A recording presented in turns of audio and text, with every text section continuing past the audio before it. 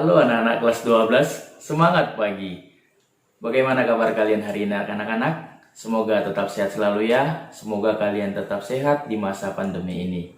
Nah anak-anak, hari ini kita bertemu dalam pelajaran Pendidikan Agama Katolik dan Budi Pekerti. Materi yang akan kita pelajari bersama hari ini adalah panggilan hidup berkeluarga. Nah anak-anak, untuk mengawali pertemuan hari ini, mari kita awali dengan berdoa. Mari kita ambil sikap untuk berdoa. Dalam nama Bapa dan Putra dan Roh Kudus. Amin. Allah Bapa yang Maha Baik, terima kasih atas rahmat penyertaan-Mu bagi kami hingga saat ini.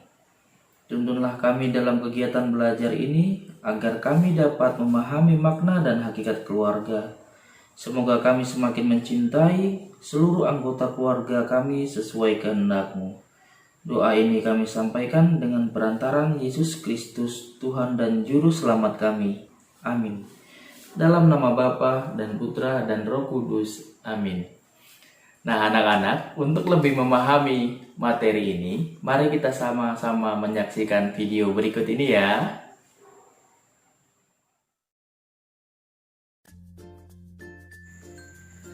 Panggilan hidup berkeluarga. Beberapa pemahaman umum tentang perkawinan. Yang pertama, menurut peraturan perundang-undangan. 1. Perkawinan merupakan hubungan yang erat sekali dengan agama atau kerohanian. Sehingga perkawinan bukan saja mempunyai unsur lahir atau jasmani, tetapi juga unsur batin atau rohani. 2. Undang-Undang Nomor 1 Tahun 1974 tentang perkawinan. Pada pasal 1 berbunyi, perkawinan ialah ikatan lahir batin antara seorang pria dengan seorang wanita sebagai suami istri dengan tujuan membentuk keluarga yang berbahagia dan kekal berdasarkan ketuhanan yang Maha Esa. Ketiga, pemeliharaan dan pendidikan menjadi hak dan kewajiban orang tua. Kedua, pandangan tradisional. Dalam masyarakat tradisional, perkawinan pada umumnya masih merupakan suatu ikatan. Ikatan ini tidak hanya mengikat seorang laki-laki dengan seorang wanita, tetapi juga mengikat kaum kerabat si laki-laki dengan kaum kerabat si wanita dalam suatu hubungan tertentu. Menurut pandangan hukum atau yuridis, dari segi hukum, perkawinan sering dipandang sebagai suatu perjanjian. Dengan perkawinan, seorang pria dan seorang wanita saling berjanji untuk hidup bersama di depan masyarakat agama atau masyarakat negara yang menerima dan mengakui perkawinan itu secara sah.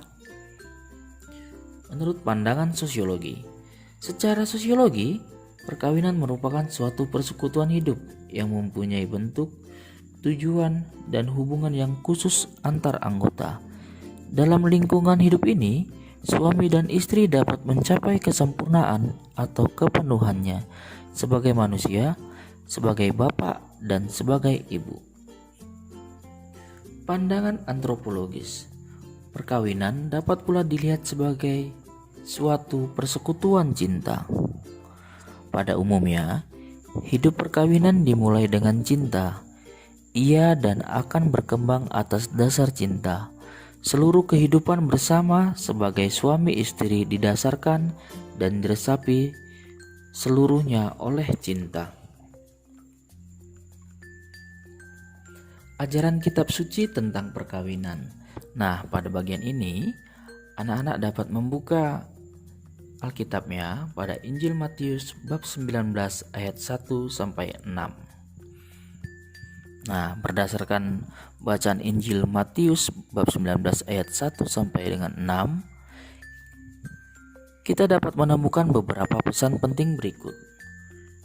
Yang pertama, perkawinan merupakan persekutuan cinta pria dan wanita yang secara sadar dan bebas menyerahkan diri beserta segala kemampuannya untuk selamanya.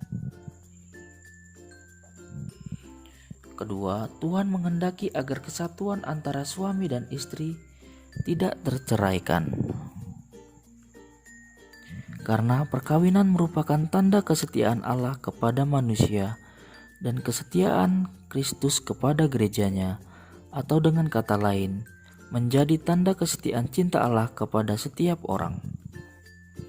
Yang ketiga, menjadi saksi akan kesetiaan perkawinan yang tak terceraikan merupakan salah satu tugas pasangan Kristiani yang paling penting.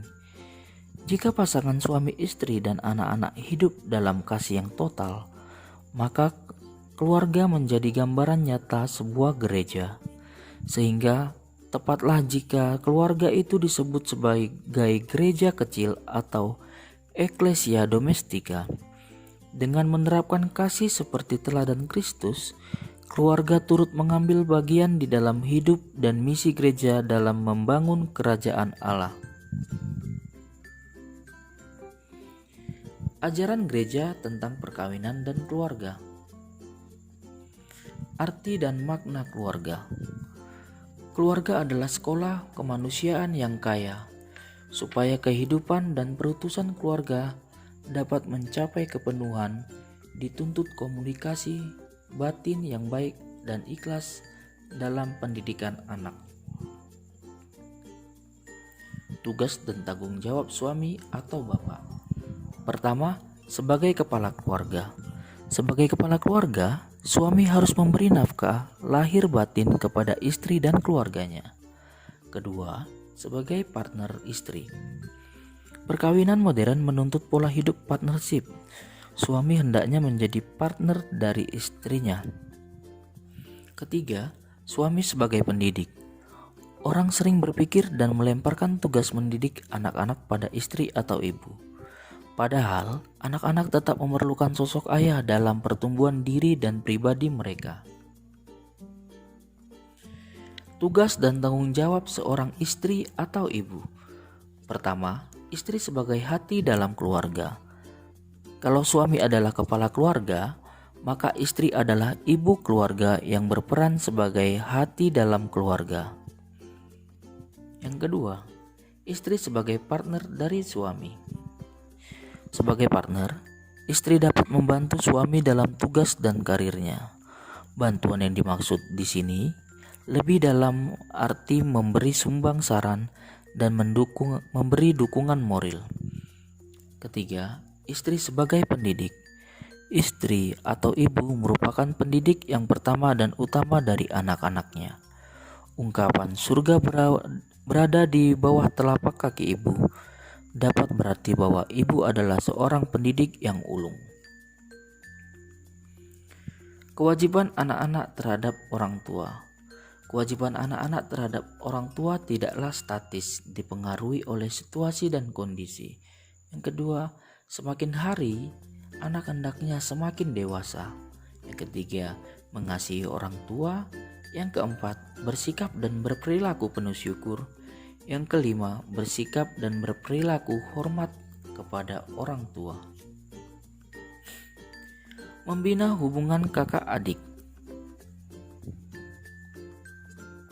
Dalam keluarga masih ada saudara kakak adik yang mempunyai hubungan timbal balik sebagai anggota satu keluarga. Nah, diharapkan sebagai hubungan kakak adik itu dapat saling mengembangkan kasih persaudaraan, dapat saling membantu, saling menghargai, dan saling mendidik. Cinta kasih dan komunikasi dalam keluarga. Pentingnya cinta dalam hidup manusia.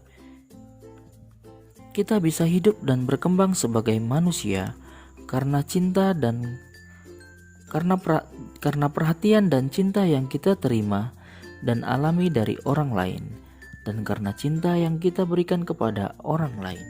Yang kedua, membina cinta dalam keluarga. Tujuan perkawinan pertama-tama ialah membina cinta kasih antara suami dan istri, menjalin hubungan perasaan yang mesra antara kedua partner yang ingin hidup bersama untuk selama-lamanya. Yang ketiga, cinta kasih yang menghargai teman hidup sebagai partner. Partnership berarti persekutuan atau persatuan yang berdasarkan prinsip kesamaan derajat, sehingga kedua-duanya menjadi partner yang serasi dalam memperjuangkan kepentingan bersama.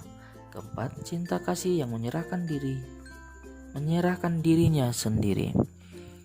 Cinta kasih dalam hidup perkawinan sangat menuntut suatu sikap penyerahan diri yang total, bukan hanya setengah-setengah. Yang kelima, komunikasi dalam keluarga. Berkomunikasi berarti menyampaikan pikiran dan perasaan kita kepada pihak lain. Oleh karena itu, dalam berkomunikasi ada banyak hal yang harus diperhatikan, antara lain saling mendengarkan dan saling terbuka. Nah, anak-anak, itulah materi yang kita pelajari hari ini. Semoga kalian dapat memahaminya ya. Nanti kalau ada yang tidak paham, kita bisa tanya jawab melalui grup yang sudah kita buat. Nah, anak-anak, mari kita menutup pertemuan ini dengan doa. Dalam nama Bapa, Putra, dan Roh Kudus. Amin. Allah Bapa yang Maha Kasih, kami bersyukur atas penyertaan dan bimbingan Roh Kudus-Mu, sehingga kami dapat memahami dan menyelesaikan pembelajaran mengenai panggilan hidup berkeluarga. Semoga melalui pelajaran ini, kami semakin mengasihi kedua orang tua kami, serta sanak saudara kami di dalam keluarga. Demi Yesus Kristus, Tuhan dan Juru Selamat kami. Amin. Dalam nama Bapa dan Putra dan Roh Kudus. Amin. Nah, anak-anak, sampai bertemu di pertemuan berikutnya ya. Tetap sehat, tetap jaga kebersihan, agar kita tetap semangat dalam pembelajaran. Dadah.